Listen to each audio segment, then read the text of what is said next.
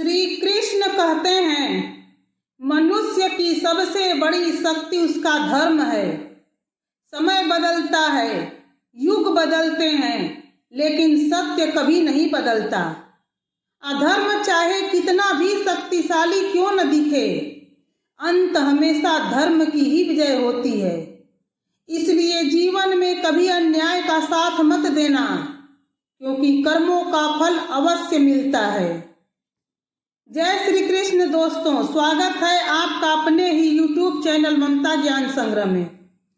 दोस्तों, क्या आपने कभी सोचा है कि कलयुग में पैदा हुए तुलसीदास जी ने इतनी भव्य रामचरितमानस और हनुमान चालीसा की रचना कैसे की? कौन थे वो जिन्होंने तुलसीदास जी को रामायण के बारे में इतनी सटीक जानकारी दी? और कौन थे जिन्होंने शंकराचार्य, रामानुजाचार्य और माधवाचार्य को वेदों का सटीक ज्ञान दिया? और कौन मिला था पृथ्वीराज चौहान को जब वे मोहम्मद गौरी से जंग हार कर जंगलों में भटक रहे थे? ऐसे और भी बहुत सारे प्रश्न हैं, और यदि आप इन सब का उत्तर जानना चाहते हैं तो वीडियो को अंत तक जरूर देखें। दोस्तों, भगवत गीता के अध्याय 2 में लिखा है, जिसने भी इस धरती पर जन्म लिया है उसकी मृत्यु निश्चित है, और मृत्यु के बाद पुनर्जन्म भी। लेकिन हमारे सनातन धर्म ग्रंथों में कहीं 7 तो कहीं 8 चिरंजीवियों का वर्णन मिलता है, जो इस जीवन मरण के चक्र को तोड़कर आज भी जीवित हैं। तो चलिए जानते हैं कौन है यह 7 चिरंजीवी, अभी वे कहाँ हैं और आखिर उनके चिरंजीवी होने का क्या कारण है, और वे किसकी प्रतीक्षा कर रहे हैं। दोस्तों, लिस्ट में सबसे पहले नाम आता है शिव के एक अवतार का, जो अष्ट सिद्धि और 9 निधियों के स्वामी महाबली हनुमान जी हैं। हनुमान जी प्रभु श्री राम के सबसे बड़े भक्त हैं, परंतु सवाल यह है कि श्री राम के देह त्याग कर इस संसार से चले जाने के बावजूद हनुमान जी आज तक क्यों जीवित हैं, और आखिर वे किसकी प्रतीक्षा कर रहे हैं? हनुमान जी चिरंजीवी क्यों हैं? इसका उत्तर रामायण में मिलता है। कहा जाता है कि जब हनुमान प्रभु श्री राम का संदेश लेकर लंका में सीता माता के पास पहुँचे तो महीनों से दुख और कष्ट झेल रही सीता माता को पहली बार संतुष्टि की अनुभूति हुई, और उसी प्रसन्नता में उन्होंने हनुमान जी को आशीर्वाद दिया कि वे ब्रह्मांड के अंत तक जीवित रहेंगे और राम नाम का प्रचार करते रहेंगे। त्रेता युग के बाद द्वापर युग यानी महाभारत काल में भी हनुमान जी का उल्लेख मिलता है। माना जाता है कि उन्होंने भीमसेन के साथ युद्ध किया था, और महाभारत युद्ध के समय वे अर्जुन के रथ पर भी सवार थे, जिसके कारण अर्जुन को कोई परास्त नहीं कर सका। द्वापर युग के बाद अगर कलयुग की बात करें तो महान कवि गोस्वामी तुलसीदास जी का कहना है कि उन्हें रामायण की पूरी कथा स्वयं हनुमान जी ने सुनाई थी, और तभी जाकर उन्होंने रामचरितमानस और हनुमान चालीसा जैसी महान रचनाओं की रचना की। लेकिन सबसे बड़ा प्रश्न यही है कि यदि हनुमान जी जीवित हैं तो वे अभी कहाँ हैं और उन्हें किसकी प्रतीक्षा है? माना जाता है कि रामेश्वर धाम के निकट स्थित गंधमादन पर्वत पर हनुमान जी आज भी अपनी तपस्या में लीन हैं, और वे विष्णु के अंतिम अवतार कल्कि की प्रतीक्षा कर रहे हैं। माना जाता है कि जब कलयुग का सबसे भयानक युद्ध होगा, जिसमें अधर्म और कलिराज की शक्तियों का अंत किया जाएगा, तब हनुमान जी प्रकट होकर कल्कि की सहायता करेंगे और उस महासंग्राम में धर्म और सत्य की विजय सुनिश्चित करेंगे। चिरंजीव की लिस्ट में दूसरे नंबर पर आता है नाम उस चिरंजीवी का जो किसी वरदान के कारण नहीं बल्कि एक श्राप के कारण आज भी जीवित है। वो आज भी जीवित है उस श्राप के कारण जो उन्हें श्री कृष्ण ने दिया था। वह आज भी उसी श्राप के चलते दर दर भटक रहे हैं और वो है पांडव और कौरवों के गुरु द्रोणाचार्य के बेटे अश्वत्थामा।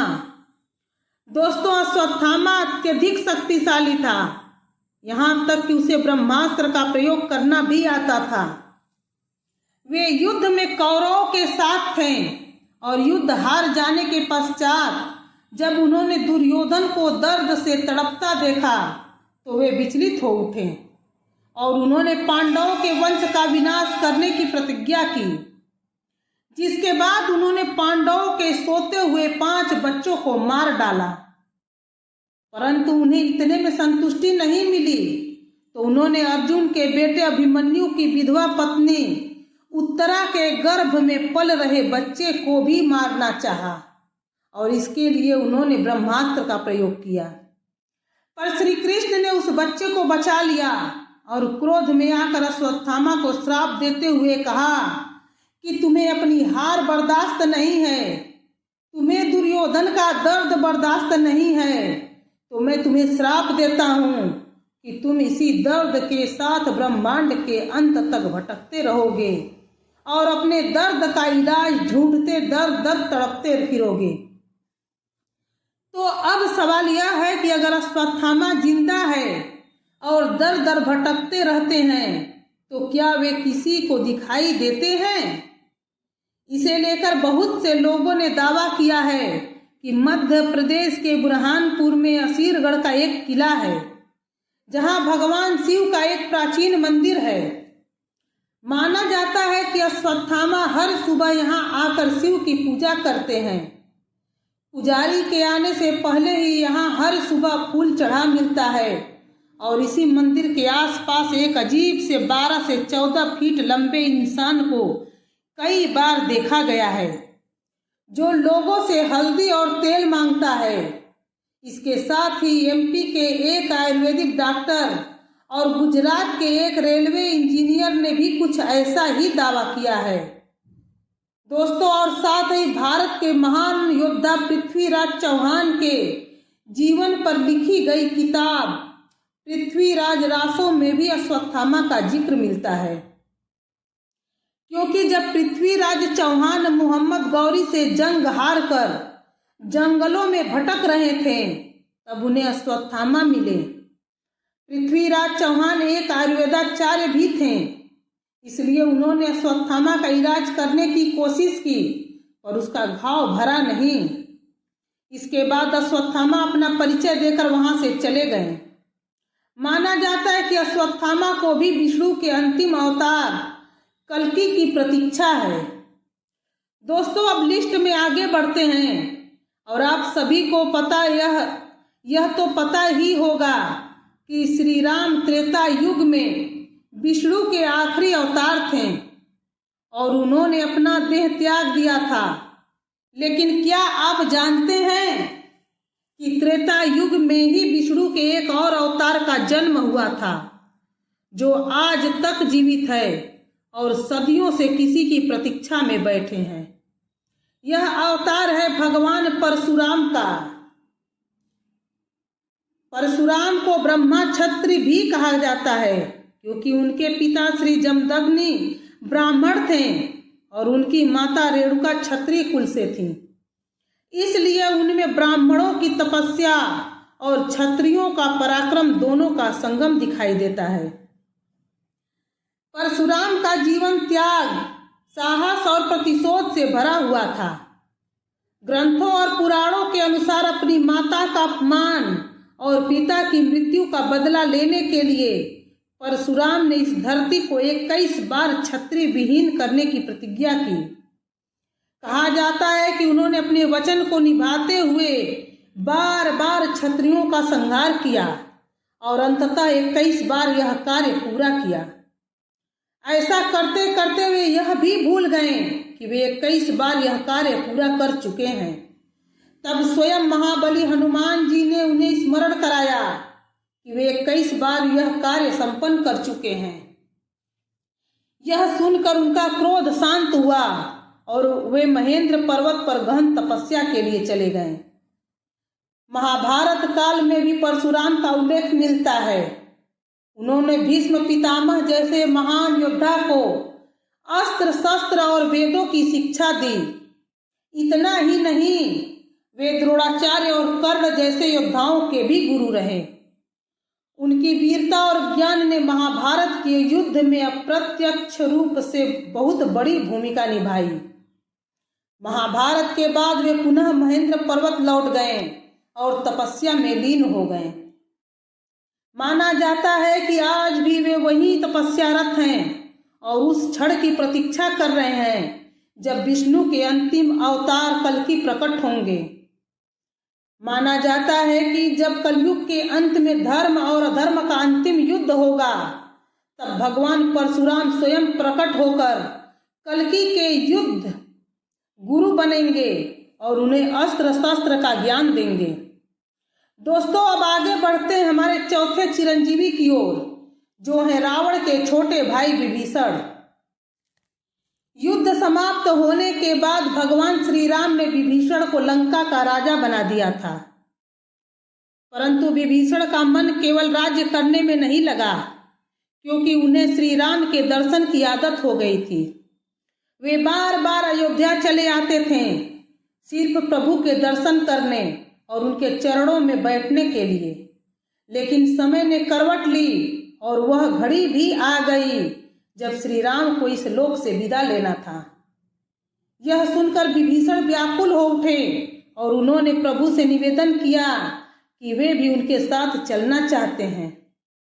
उस समय श्री राम ने उन्हें समझाया और कहा, विभीषण, अभी तुम्हारे जाने का समय नहीं आया है। तुम्हें इस लोक में रुकना होगा, क्योंकि कलयुग के अंत में एक भयानक युद्ध होगा जिसमें धर्म और अधर्म की एक बार फिर भिड़ंत होगी। उस समय तुम्हें मेरे ही एक अवतार की सहायता करनी होगी। श्री राम के इस वरदान और आदेश के कारण ही विभीषण आज भी जीवित है। वे लंका के अदृश्य संरक्षक माने जाते हैं और विश्वास किया जाता है कि वे अब भी अपने लोक में रहकर धर्म की रक्षा कर रहे हैं। विभीषण आज भी उस क्षण की प्रतीक्षा कर रहे हैं जब विष्णु का अंतिम अवतार कल्कि प्रकट होंगे और उन्हें अधर्म के विनाश में अपना योगदान देना होगा।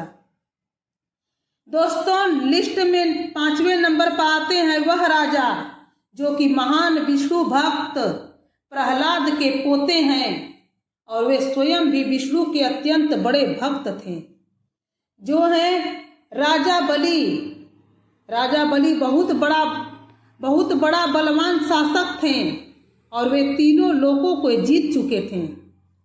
राजा बलि बलवान होने के साथ साथ दयालु और न्यायप्रिय शासक भी थे, परंतु देवता उनकी शक्ति और बढ़ते प्रभाव से चिंतित हो गए। तब भगवान विष्णु ने स्वयं उनकी भक्ति और उदारता की परीक्षा लेने का निर्णय किया। वे वामन यानी छोटे से ब्राह्मण बालक के रूप में राजा बलि के सामने प्रकट हुए और उनसे उधार में 3 पग यानी अपने 3 पैरों तक की भूमि मांगी। अपनी असीम उदारता दिखाते हुए राजा बलि ने तुरंत वामन के अनुरोध को स्वीकार कर लिया और उन्हें 3 पग भूमि देने का वचन दे दिया। तभी भगवान विष्णु ने अपना विशाल रूप धारण कर लिया। पहले पग में उन्होंने पूरी पृथ्वी को नाप लिया, दूसरे पग में संपूर्ण आकाश को माप लिया और जब तीसरा पग रखने की जगह शेष नहीं बची, तब राजा बलि ने निसंकोच होकर अपना सिर आगे कर दिया और कहा, प्रभु, तीसरा कदम मेरे शीश पर रख दीजिए। विष्णु ने प्रसन्न होकर अपना पग बलि के सिर पर रखा और उन्हें पाताल लोक में भेज दिया, परंतु वे उनकी भक्ति और समर्पण से अत्यधिक प्रसन्न हुए और उन्हें अमृता का वरदान दिया। साथ ही यह भी कहा कि उन्हें पृथ्वी पर वर्ष में 1 बार आने की अनुमति होगी। इसी कारण आज भी हर साल ओणम के पर्व पर लोग अपने घरों को फूलों से सजाते हैं और राजा बलि का स्वागत करते हैं। माना जाता है कि उस दिन राजा बलि स्वयं पृथ्वी पर आते हैं और अपने भक्तों को आशीर्वाद देते हैं। दोस्तों, अब लिस्ट में अगले नंबर पर आते हैं वे महापुरुष जिन्होंने वेदों को 4 अलग अलग भागों में विभाजित किया। यह 4 भाग हैं ऋग्वेद, अथर्ववेद, यजुर्वेद और सामवेद। यही नहीं, हाँ दोस्तों, हम बात कर रहे हैं वेद व्यास जी की। वेद व्यास प्राचीन भारत के सबसे महान कवि और लेखक माने जाते हैं। माना जाता है कि वेदों और पुराणों के ज्ञान को सुरक्षित रखने के लिए ही वेद व्यास जी ब्रह्मांड के अंत तक जीवित रहेंगे। मान्यताओं के अनुसार महाभारत युद्ध के बाद वे छत्तीसगढ़ के घने जंगलों में स्थित दंडक वन की एक गुफा में अदृश्य रूप से रहने लगे। कहा जाता है कि यहीं बैठकर उन्होंने महाभारत की संपूर्ण कथा लिखी और उसे संसार के लिए अमर कर दिया। आपको यह जानकर आश्चर्य होगा कि वेदों का आज तक केवल 4 ही सर्वश्रेष्ठ व्याख्या ग्रंथ मौजूद है और यह सभी कलयुग में ही लिखे गए। इन व्याख्याओं को आदि शंकराचार्य, रामानुजाचार्य और माधवाचार्य ने प्रस्तुत किया। माधवाचार्य की जीवनी में यह भी वर्णन मिलता है कि वे तीनों स्वयं बद्रिका आश्रम से थोड़ी दूरी पर स्थित वेद व्यास जी की गुफा तक गए थे और वहीं उन्होंने वेद व्यास जी से सीधे वेदों का गूढ़ ज्ञान प्राप्त किया। माना जाता है कि वेद व्यास जी आज भी जीवित हैं। वे अपने तप में लीन होकर अदृश्य रूप से लोकहित के कार्य कर रहे हैं। माना जाता है कि उनका उद्देश्य कलयुग के अंत तक पृथ्वी पर रहकर भगवान विष्णु के अंतिम अवतार कल्कि को वेदों और शास्त्रों का संपूर्ण ज्ञान प्राप्त कराना है। दोस्तों, लिस्ट में 7वें और आखिरी नंबर पर आते हैं वह गुरु जो धनुर्विद्या, तलवारबाजी और वैदिक मंत्रों के साथ ही साथ कई अन्य विद्याओं में भी निपुण थे। उन्हें अश्वत्थामा के मामा के रूप में भी जाना जाता है। जी हाँ, हम बात कर रहे हैं गुरु कृपाचार्य की।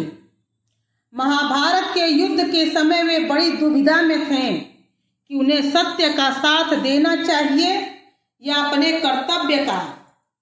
अंततः उन्होंने अपने कर्तव्य यानी कौरवों का साथ देने का निर्णय लिया। माना जाता है कि वे कौरवों की ओर से युद्ध में उतरे, लेकिन उन्होंने कभी भी पांडवों के साथ अन्याय नहीं किया। उनकी इसी निष्पक्षता भावना और धर्म प्रियता को देखकर श्री कृष्ण ने उन्हें चिरंजीवी होने का वरदान दिया।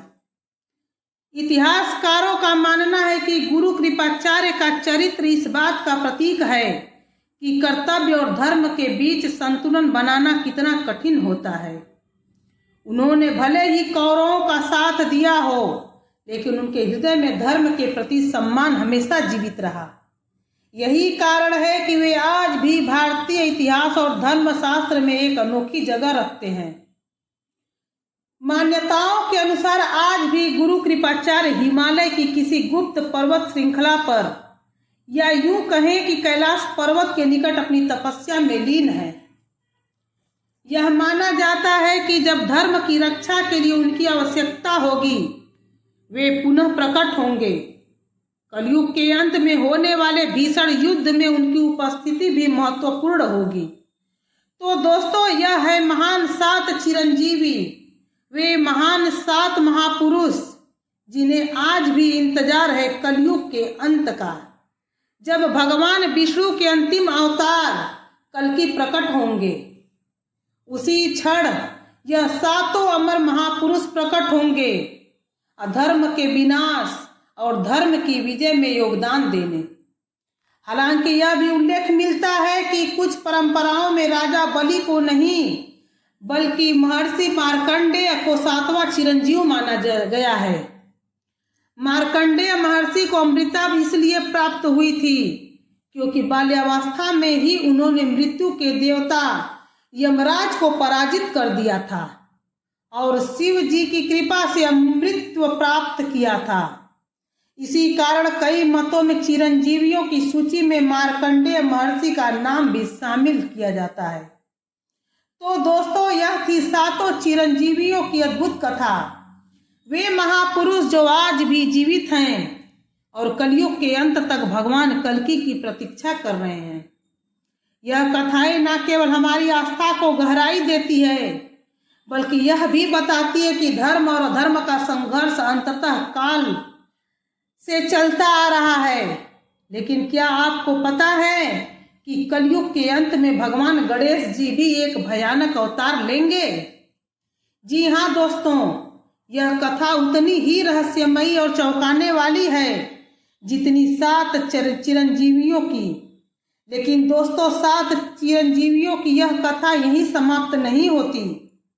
कहा जाता है कि कलयुग के अंतिम समय में जब अधर्म अपनी सारी सीमाएं पार कर देगा, जब मनुष्य सत्य, करुणा और धर्म को भूल जाएगा, तब केवल भगवान विष्णु के कल्कि अवतार ही नहीं, बल्कि देवताओं की शक्तियां भी पुनः जागृत होंगी। और उन्हीं शक्तियों में एक नाम होगा भगवान गणेश जी के उस रहस्यमयी और भयानक रूप का, जिसका उल्लेख कुछ प्राचीन ग्रंथों और मान्यताओं में मिलता है। मान्यता है कि जब संसार में पाप और अन्याय चरम पर पहुंच जाएगा, तब भगवान गणेश धूम्रकेतु स्वरूप में प्रकट होंगे। उनका यह रूप इतना तेजस्वी और प्रचंड होगा कि अधर्म की शक्तियां कांप उठेंगी।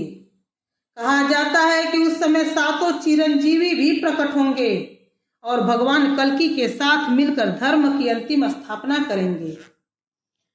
दोस्तों सोचिए, जिस हनुमान जी का नाम लेने मात्र से भय समाप्त हो जाता है, जिस परशुराम के क्रोध से पृथ्वी कांप उठती थी, जिस अश्वत्थामा का दर्द आज भी अमर है, जब ये सभी एक साथ प्रकट होंगे, तब वह दृश्य कितना अद्भुत और रहस्यमयी होगा।